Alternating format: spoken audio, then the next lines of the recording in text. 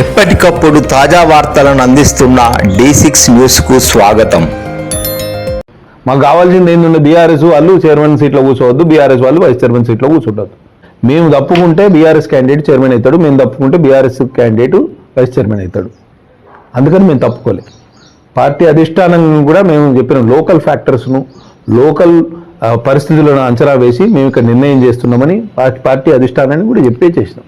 ఇవాళ ఒక బీఆర్ఎస్ ఏతర వారికి కాకుండా మేము చేయగలిగినాం. దాంట్లో మేము చాలా సక్సెస్ఫుల్ అయినాం. కాంగ్రెసు బీజేపీ లోపాయకారి అని కొంతమంది నాయకులు అవాకులు చెవాకులు పేరుతారు. లోపాయకారి కాదు, ఇక్కడ అండర్స్టాండింగ్లో పోయినాం. ఎందుకు అని అంటే ఒక లక్ష్యం కోసం. హిందూ మహిళను చైర్మన్ సీట్లో కూర్చుండబెడతాం, బీజేపీకి అవకాశం ఇవ్వమని మేము అడిగినాం. ప్రజలు మాకు ఎన్ని సీట్లు ఇచ్చారు? 30ల 5 సీట్లు మాత్రమే ఇచ్చారు. అవునా? మరి 5 సీట్లు ఇచ్చినప్పుడు మేము చైర్మన్గా హిందూ మహిళనే ఉండాలని కోరుకోవడానికి వితండవాదం అవుతుందా కాదా?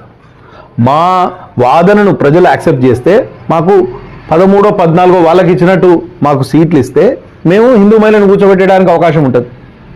హిందూ మహిళకు వాదనను ప్రజలే అంగీకరించలేదు.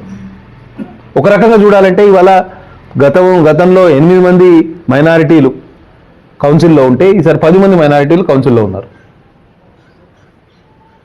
ప్రజలు ఆ రకంగా తీర్పునిస్తే, ప్రజల తీర్పును విరుద్ధంగా ప్రజాప్రతినిధులు మేము వ్యవహరిస్తే, ప్రజల సెంటిమెంట్కు వ్యతిరేకంగా వ్యవహరిస్తే మాకు భవిష్యత్తే ఉండదు.